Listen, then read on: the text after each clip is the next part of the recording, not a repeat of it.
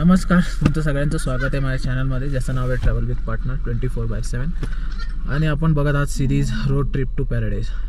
आज आहे दिवस 6वा आपला आणि आम्ही काल रात्री आलो होतो पांगला। रात्री तरी समजलं नाही, पण पांगसुद्धा 15,280 फुटावर लोकेट आहे। सो इथे सुद्धा ऑक्सिजनची कमी आहे आणि तुम्हाला त्रास होऊ शकतो। काल रात्री आम्हाला तेवढं जाणवलं नाही, पण आज सकाळी उठल्यापासून त्रास होत होता। छोट्या छोट्या गोष्टी करण्यात आम्हाला थकवा जाणवत होता, ब्रीदिंग इश्यू जाणवत होता। जास्त पाणी प्या, तोच एक ऑप्शन आहे, बाकी काही नाही। आणि डायमॉक्स टॅबलेट आम्ही ठेवली आहे, पण मेडिकलमध्ये किंवा डॉक्टर असं सजेस्ट करतात ते 12 तास आधी घ्यायची आहे। सो ती लगेच घेतल्यावर तुम्हाला एकदम मस्तच वाटेल असं नाही आहे। तर आता इथून चाललो आम्ही लेहला। अराउंड 3-4 तासाचा रस्ता आहे। बोलत आहेत की रस्ता चांगला आहे। आपल्याकडे एक पेट्रोल टँक आपण कॅरी केला होता 9.5 लिटर, तो सुद्धा आपण कारमध्ये फिल केला आहे। आणि काल टोटल आम्ही चाललो होतो 255.8 किलोमीटर आणि आज बघू आता किती आहे। तर चला भेटूया पुढे। आय होप रस्ता चांगला पाहिजे। चलो बाय।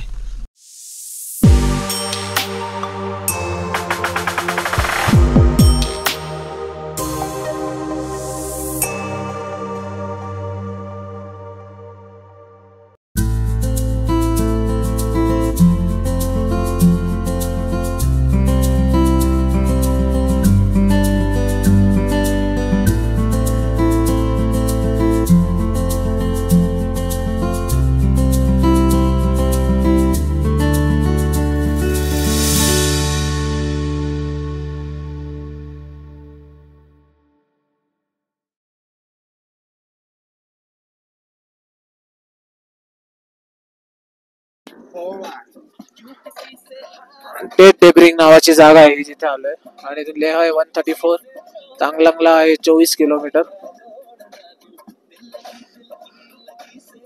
इकडे पण तुम्हाला छोटे मोठे रेस्टॉरंट वगैरे आहेत। राहायची सोय तर काही एवढी काही खास दिसत नाहीये। सो कारचिल कुठला तरी लेक होता राईट साइडला। एवढ्या बंजर जागेत कसा काय लेक असतात काय माहिती। चला भेटूया तांगलांगला पासवर। तांगलांगला पास सॉलिड उंचीवर आहे। गाडीचे गिअर पण फ्रिक्वेंटली 2 आणि 3 वरच राहतात। एवढा उंच चढाई आहे। सुरुवातीला एवढं वाटलं नव्हतं, कारण फ्लॅट सरफेसवर रस्ता होता, पण आता हार्डली 24 किलोमीटर साठी बरीच चढाई चालू झाली आणि अजून पण मेल्टेड बर्फ किंवा अशी बर्फ रस्त्यावर आहे, जेणेकरून 2 वे रोड पण 1 वे सारखा झालेला आहे इथे।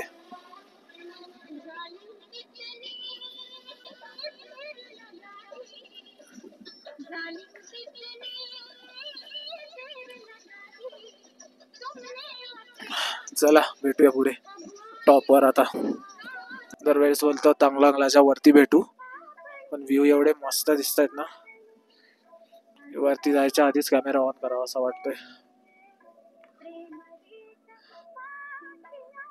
BROचे वर्कर इथे आराम करताना दिसत आहेत आणि पुढे काम सुद्धा झालंय बर्फ हटवायचं, कारण बर्फ मेल्ट होतोय आणि त्यामुळे हा रस्ता असा खराब होतोय। पण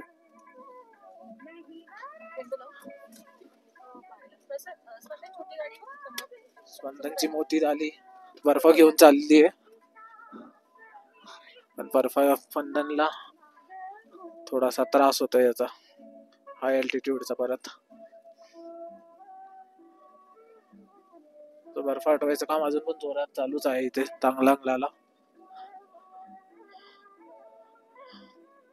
आणि आय थिंक हा स्टॉप आहे, आपण टॉप वर पोहोचलोय। सो कंटिन्यू ठेवूया व्हिडिओ आणि एक फोटो काढूया इथे गाडी सोबत किंवा गाडीचा। बरेच लोक फोटो काढतच असतात।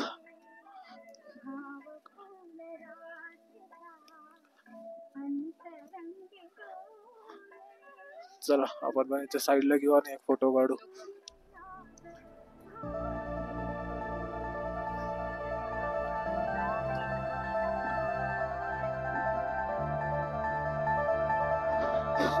चला पटकन एक फोटो काढून घेऊ गाडी इथे पार्क करून आणि निघूया पुढच्या प्रवासाला।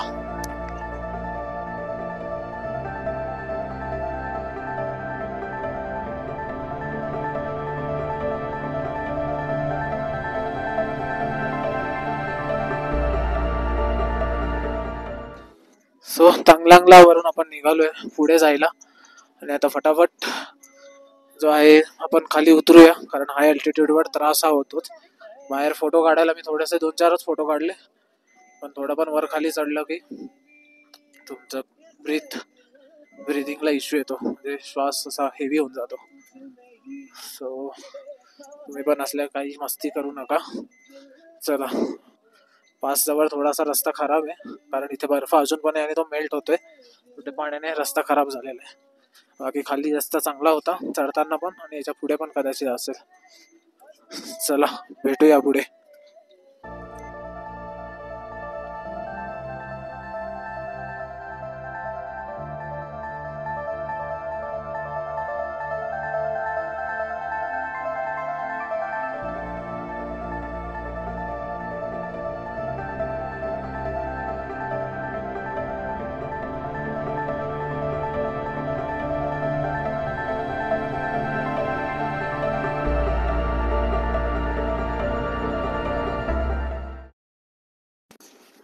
फुल ऑन ऑफरोडिंग चालू आहे, कारण अजून पण इथे बर्फ खूप आहे आणि तो वितळून सगळ्या रस्त्यावरच येतोय.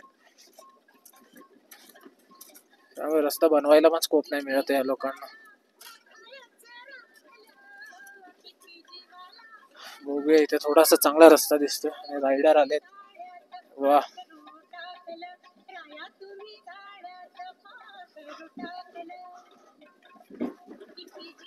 कुठून आलेत का रेंटेड बाईक घेतली काय माहित नाही. एन्जॉय चालले. थिंक रेंटेड बाईकच आहेत. LA चे नंबर प्लेट दिसत आहेत. मागे पासवर पण आपल्याला एक भेटला होता, जो काल रात्रीपासून आमच्या मागे पुढेच ट्रॅव्हल करतोय. जिथे आम्ही राहिलो तिथेच पुढे तो राहिला होता. तो I think out of India मधून आलेला आहे. हा MH12 वाली नंबर प्लेट होती, बुलेट गेली ती. आपल्यासारखे येडे अजून आहेत, म्हणजे 1000-2000 किलोमीटरचा प्रवास करतायत फक्त इथे गाडी चालवण्यासाठी. चला, रस्ता पुढे चांगला झालाय, पटापट उतरूया खाली. तो तांगलांगलाचा पास आम्ही उतरून घाट सगळा उतरलेलो आहे खाली. आता इथून दाखवतो 9 किलोमीटर रूमचे. बघू रूमचे मध्ये थांबवून थोडा स्पंदनचा नाश्ता पाणी वगैरे काय करताय, कारण घाट उतरायचा पण त्याला त्रास होतो. आता कुठे जास्त घाट नाही, हा एकच पास होता. इथून आता डायरेक्ट लेह येईल.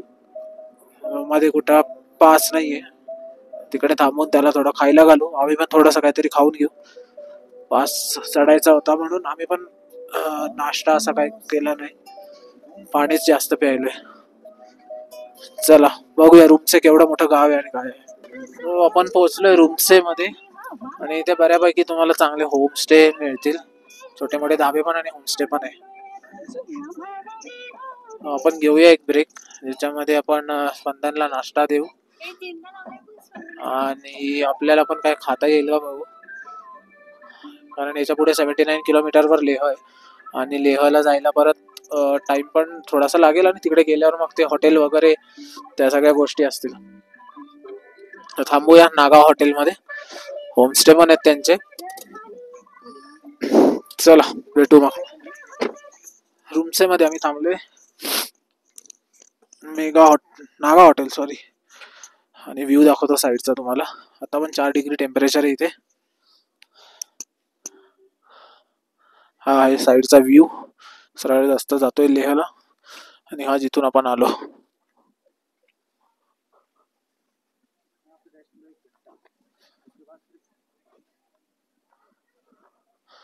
मागे बर्फ आच्छादित पर्वत रांगा आहेत हिमालयन. चला स्पंदन जेवतोय आता, बघू आतमध्ये हॉटेल कसं आहे. आम्ही ऑर्डर केला आहे ब्रेड ऑमलेट आणि पराठा. चला बघूया. ऐकतच नाहीये. हे खोलून दे खुश.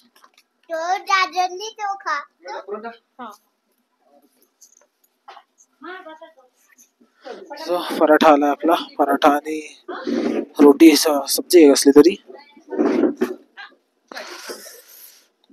बघूया चला. थंडी सॉलिड आहे. अजून येतोय ब्रेड ऑमलेट, आणि असा व्ह्यू आहे. होमस्टे सुद्धा आहे यांच्याकडे अवेलेबल. इन केस तुम्ही मनालीवरून निघून इथपर्यंत पोहोचलात तर इथे सुद्धा थांबू शकता. बरेचसे रायडर बायकर इथे येतात, थांबतात, तेव्हा स्वतःचे स्टिकर्स वगैरे लावतात.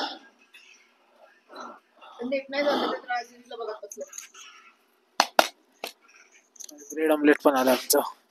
चला खाऊया आणि बघूया कसा टेस्ट आहे. चला झाला आमचा नाश्ता आणि इथून आता आम्ही निघालोय पुढे.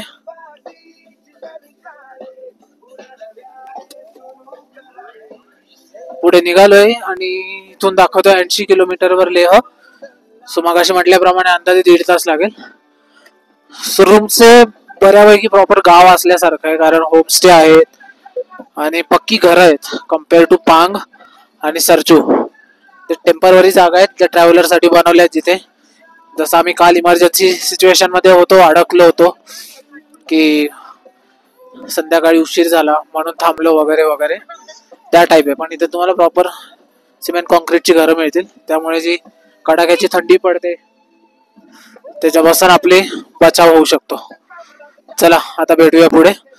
आणि आता कुठलाही पास येणार नाही, तो बेस्ट गोष्ट आहे आपल्यासाठी, कारण एवढे पास क्रॉस केलेत कालपासून. काल 3 केले, आज 1 केलाय आणि सगळे एकदम हाय अल्टिट्यूड, आणि एका पासला तर राहिलोय म्हणजे ऑलमोस्ट. चला भेटूया आपण परत. कसले मल्टी कलर डोंगर दिसत आहेत इकडनं, आणि एकदम असे उभे उभे. आणि हे तर असं वाटतंय की मधून काहीतरी स्लाइड टाकली आहे दोन अशा पार्टच्या मध्ये खाली यायला.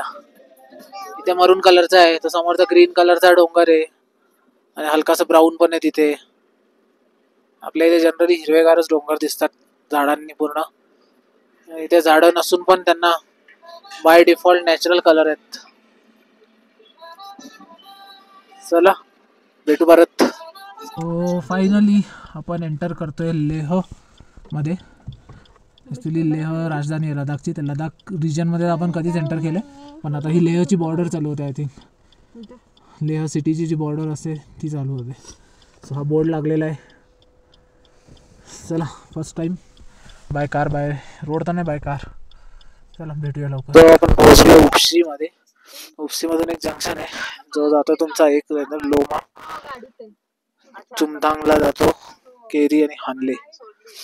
आणि एक रोड जातो तो कारगिल, लेह 49, थिस्की 31, कारू 14 असं जातो. तर आपल्याला जर लेफ्टला आपण हानलेला तर रिटर्न मध्ये जाणार आहोत. बघू आता ते पण कसं जमतंय. चला बघूया. सो आपण आता आलोय थिक्से मध्ये, आणि थिक्से फेमस आहे त्यांच्या डोंगरावर असलेल्या मॉनेस्ट्री साठी. कॅमेऱ्यात तर दिसणार नाही, पण इकडून ही मॉनेस्ट्री होती वरती राईट साइडला. सुंदर अशी मॉनेस्ट्री आहे. गाडी खाली ठेवून वरती चालत जावं लागतं. पण कुठल्या तरी व्हिडिओ मध्ये बघितली होती पॉवर ट्रिपच्या, महिंद्रा ऍडव्हेंचरच्या. एका डोंगरावर पूर्ण मॉनेस्ट्रीज बनवलेली आहे आणि बॅक साइडने डोंगर आहे. पुढच्या साइडने तुम्हाला तेवढं कन्स्ट्रक्ट असे केले की वाटणार नाही तो डोंगर आहे. चला लेह आता इथून 18 ते 20 किलोमीटर अजून. तर बघूया स्टे वगैरे सगळं कसं आपलं कुठे मिळतंय, काय मिळतंय. शे मध्ये आहोत आपण. शे मध्ये आहोत आणि ही शे मॉनेस्ट्री आहे, शे पॅलेस आहे हा. सो हा पण एक पार्ट आहे लडाख लेहच्या साईट सीनचा. आता जी आपली लिस्ट आहे आपण बनवली होती त्यात बघू काय काय मेन्शन आहे. थिक्सी मॉनेस्ट्री आणि शे पॅलेस, ही पण अशीच डोंगरावर बनवलेली आहे. सो बघूया. चला आपण एंटर झालोय लेह मध्ये, आणि महाराजा सिंगे नामग्याल यांचा पुतळा आहे इकडे. चला पुढे जाऊया. सो फायनली आपण लेह सिटी मध्ये एंटर करतोय. मगाशीच केलं पण मेन एरिया लेह सिटीचा हा आहे. तर चला व्हिडिओ शूट करूया, एक फोटो सुद्धा काढूया.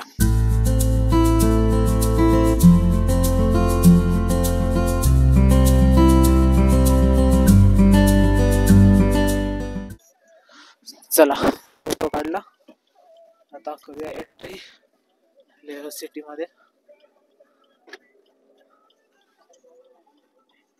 थोडीशी पोलीस चौकी आहे, चेकिंग आहे की नाही काय माहित नाही. या साईडने एंट्री आहे, साईडने नाही आहे वाटतं.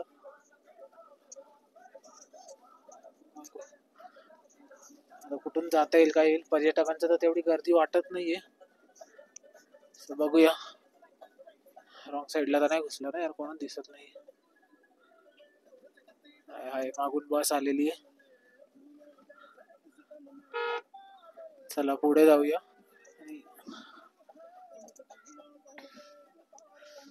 आणि याच रूटला सरळ आय थिंक लेहचा मॉल रोड मार्केट, जसं मनालीचं आहे तसं लेहचं पण मार्केट आहे.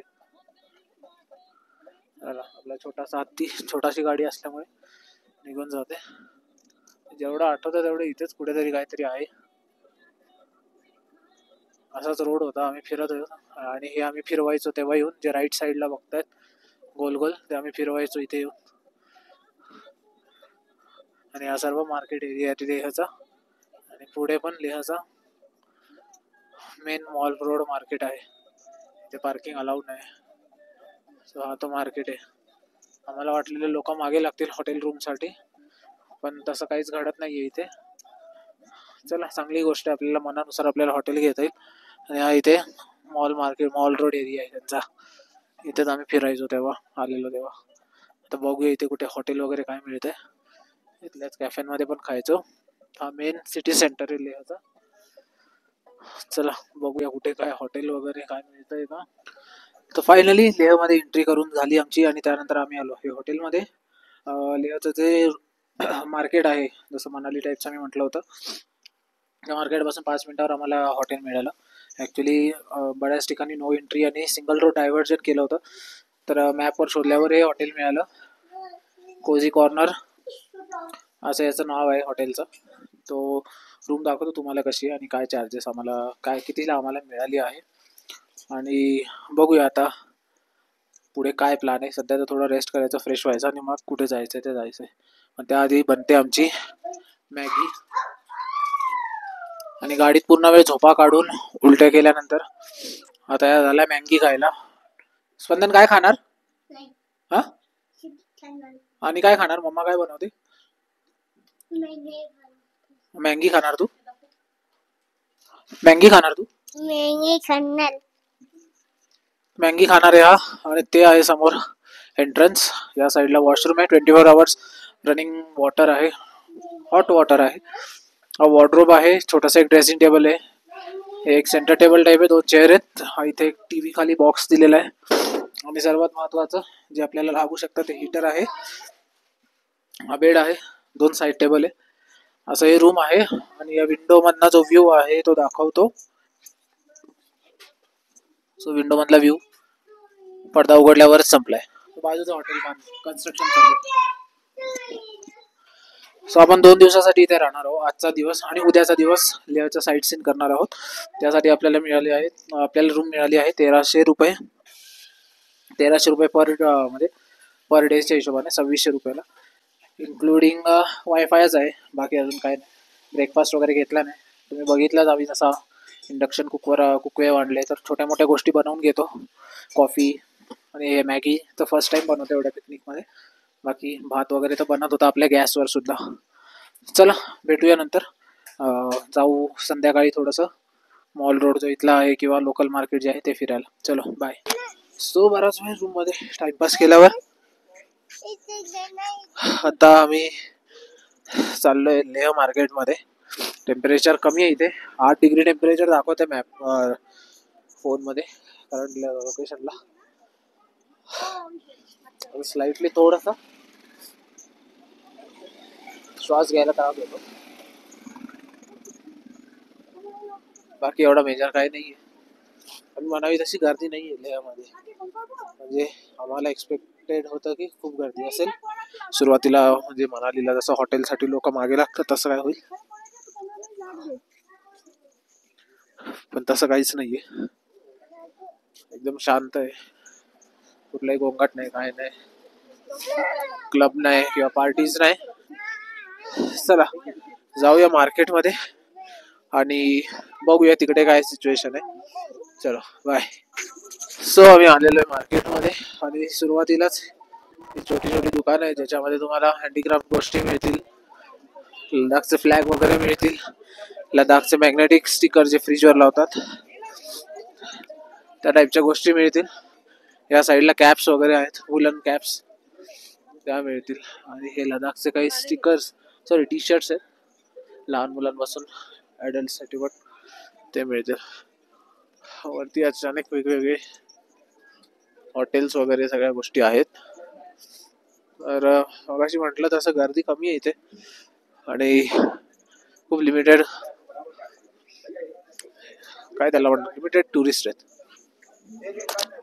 चला इथे लडाखचं एक मेमोरियल बनवले जिथे तुम्ही फोटोज काढू शकता. चला बघूया आपण. मार्केट एकदम रिकाम आहे. ही आहे लेह मधली जामा मस्जिद. जामा मस्जिद लेह लडाख असं लिहिलेलं आहे. बरेच वर्ष जुनी आहे तशी तर, पण आता रात्र झाल्यामुळे ऑलमोस्ट बंद झाली. 9:20 होत आलेत वाटतं. चला बघूया किती वाजले. 8:38 झालेत. आणि मोस्ट ऑफ द मार्केटमध्ये तुम्हाला हे क्राफ्ट आणि लोकल गोष्टी मिळतील तुम्हाला, ज्या यांच्या संस्कृतीशी निगडीत आणि जोडलेल्या असतील अशा गोष्टी मिळतील. Woollen cap, gloves, jackets, Tibetan arts यासारख्याच गोष्टी मिळतील. आर्ट गॅलरी,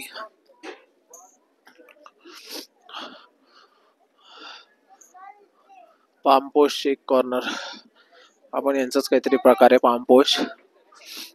इकडे अगेन तसंच आहे. सगळे तेच म्हणजे त्यांच्या संस्कृतीशी निगडीतच गोष्टी आहेत. काही बेकरी आणि रेस्टॉरंट आहे. वरती कॅफेज आहेत, पॅरिस कॅफे आहेत तिकडे, वँडरर्स, पश्मिना हाऊस, बुक शॉप, असंच काहीच आहे मार्केट आहे. आता ऑलरेडी 8:30 झाले त्यामुळे बरचसं बंद झालेलं आहे. सो चला बघूया एकदा पुढे जाऊन काय, नाही तर मग परत जाऊया रूमवर. चला बाय. सो नमस्कार मित्रांनो, डे 6 आपला इथेच संपलेला आहे. मार्केटमध्ये जाऊन आलो. 8:30 नंतर ऑलमोस्ट सगळं मार्केट बंद होत होतं आणि जी पण दुकानं होती ती हँडमेड गोष्टी किंवा टिबेटियन रेफ्युजी मार्केट म्हणून आहे, जिथे तुम्हाला हे कल्चरल गोष्टी मिळतात. मेटलची भांडी वगैरे, त्याच्यावर त्यांचं कार्विंग आहे वगैरे, किंवा किचन्स किंवा अजून काय गोष्टी आहेत अशाच टाईपच्या गोष्टी मिळतील. बाकी काही नव्हतं. सो आम्ही आलो रूममध्ये परत.